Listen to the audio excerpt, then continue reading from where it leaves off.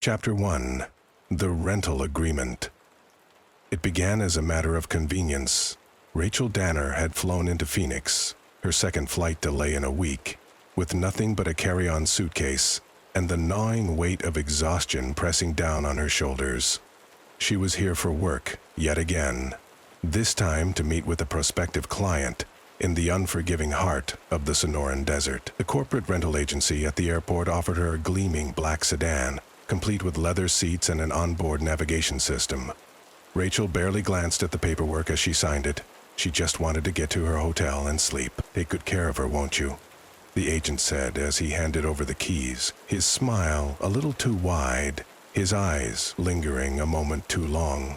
Rachel dismissed it as the late hour playing tricks on her nerves. She returned a perfunctory smile and headed for the car lot. The sedan's glossy finish reflected the waning crescent moon, like an oil slick. Sliding into the driver's seat, Rachel inhaled a faintly sweet aroma. Not the sterile citrus of most rentals, but something more organic, like wildflowers left too long in water. She adjusted the mirrors, clicked her seatbelt into place, and pulled out of the lot. The navigation system chirped to life, the voice pleasant but flat. "Proceed to the exit, turn right, onto South Desert Drive." Chapter 2. Detours. The drive should have been uneventful, 20 minutes to her hotel on a well-lit freeway, but 5 miles in, the navigation system rerouted her. "Alternate route found," it announced, the voice cool and insistent. "Proceed to Whispering Canyon Road." Rachel frowned, but didn't argue. Traffic cones blocked her original path, and a police cruiser's lights flashed in the distance. She flushed with awe. Not in the dark. Construction, she assumed. The alternate route led her away from the freeway and onto a 2-lane road flanked by saguaros and shadowed hills. The city's glow faded in her rearview mirror, replaced by a vast darkness that seemed to press against the car windows. The voice guided her with unerring precision. "In 1.5 miles, turn left, onto unmarked road." Unmarked road? Rachel's fingers tightened on the wheel. She leaned forward, peering into the dim beam of the headlights. There it was, a narrow dirt path branching off the asphalt. She hesitated. The path looked barely wide enough for the sedan, the edges overgrown with desert scrub. The navigation system repeated its instruction, this time with an edge of impatience. "Turn left, now!" Rachel sighed. She'd come too far to second-guess the route now. As she turned onto the dirt road, the car's tires crunched over gravel and dried grass. The headlights illuminated nothing ahead but a winding trail disappearing into the black. Chapter 3. Passenger. It happened when she glanced in the rearview mirror. For the briefest moment, she thought she saw movement in the back seat, a flicker of shadow where there should have been none. Her breath caught. She flicked on the dome light, craning her neck to look behind her. Empty. Just the spotless leather interior and her suitcase resting on the seat. "Get a grip!" she muttered, switching the light off, but her pulse didn't slow. She reached for the radio, hoping for some music to drown out her unease, but static hissed from the speakers. She fiddled with the dial. Nothing. No stations. The screen displayed a single message. "Searching." The dirt road grew rougher, the car's suspension groaning with each rut and dip. Rachel checked the navigation screen again. The glowing map showed her crawling toward an ominously empty stretch of land.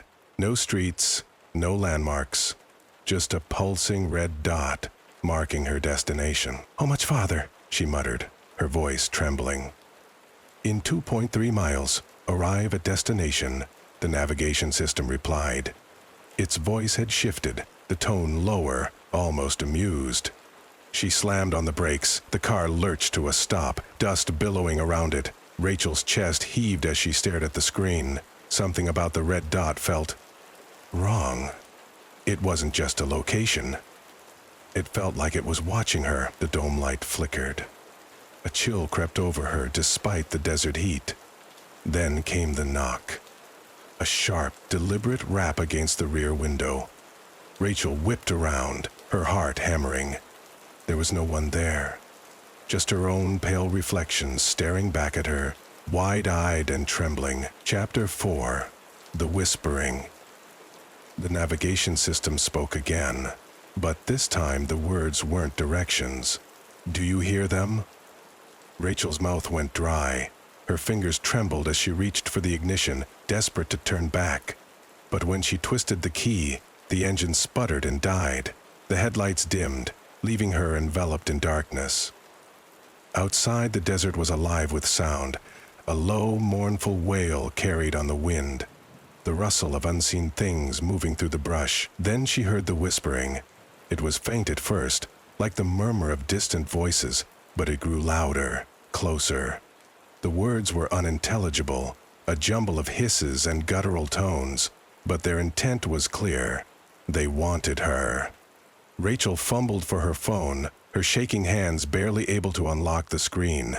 No signal. Of course. She cursed under her breath, her voice barely audible over the growing cacophony. The rearview mirror darkened, the glass warping as if something pressed against it from the other side. A handprint appeared, smeared and ghostly, followed by another. They slid down the glass, leaving streaks like blood in moonlight. "Leave me alone!" Rachel screamed, her voice breaking. She pounded on the steering wheel, her panic escalating. The whispering stopped. For one terrible moment, the world was silent. Then the back door clicked open. Chapter 5. The Passenger's Demand. Rachel's breath hitched as she turned, frozen by the sight. A figure sat in the back seat, its form cloaked in shadow. She couldn't make out its face, but its presence was suffocating, a void that swallowed the air in the car. The scent of decaying flowers grew overpowering. "Drive!" the figure said, its voice a low, resonant growl. Rachel couldn't move. Her hands gripped the steering wheel so tightly her knuckles turned white. "I said drive," the figure repeated, leaning forward. A single bony hand emerged from the shadows, its fingers impossibly long and tipped with blackened nails. It rested on the back of her seat, inches from her neck. The engine roared to life without her touching the key. The headlights blazed, revealing the dirt road stretching endlessly ahead. Rachel had no choice. She pressed the gas pedal, the car lurching forward into the night. The figure's whispers filled the car, weaving around her thoughts, drowning her in half-formed visions of things that should not exist. Endless corridors lined with doors that opened to black voids. Fields of bone stretching beneath blood-red skies, and faces twisted in eternal screams. "Where are we going?" Rachel managed to choke out, her voice barely audible over the engine's growl. The figure didn't answer. Instead, it pointed at the navigation screen. The red dot pulsed faster, as if eager for her arrival. Chapter 6. The Red Destination.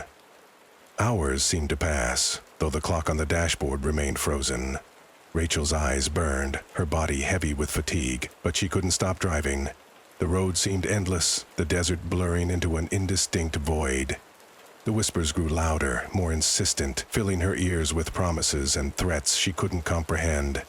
Finally, the car rolled to a stop. The dashboard screen blinked. "You have arrived." Rachel's hands fell from the wheel.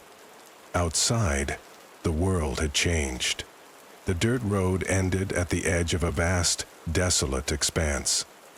The ground was cracked and barren, glowing faintly red as if lit from below. In the distance, a structure loomed, a towering edifice of black stone, its surface alive with writhing shapes. The figure in the back seat opened the door and stepped out. Its form twisted and shifted, impossible to pin down, as if it were made of smoke and shadow. It turned to face her, its eyes, or what passed for eyes, burning like coals. "You're free to go," it said, its voice dripping with mockery. "For now." Rachel didn't wait for an explanation. She slammed the car into reverse, the tires spinning wildly as she backed away. The figure watched her, its silhouette growing smaller and smaller until the darkness swallowed it whole. Chapter 7. The Return. When Rachel finally found her way back to the city, the sun was rising. The rental car was covered in dust, its tires worn to the treads. She parked it at the agency without a word, handing the keys to a bemused attendant. The paperwork she'd signed was gone, the rental agreement nowhere to be found. Weeks later, she received a bill in the mail. It wasn't for the car. The invoice listed only one charge: fare for passage. Beneath it, in spidery handwriting, was a single note: "We'll meet again."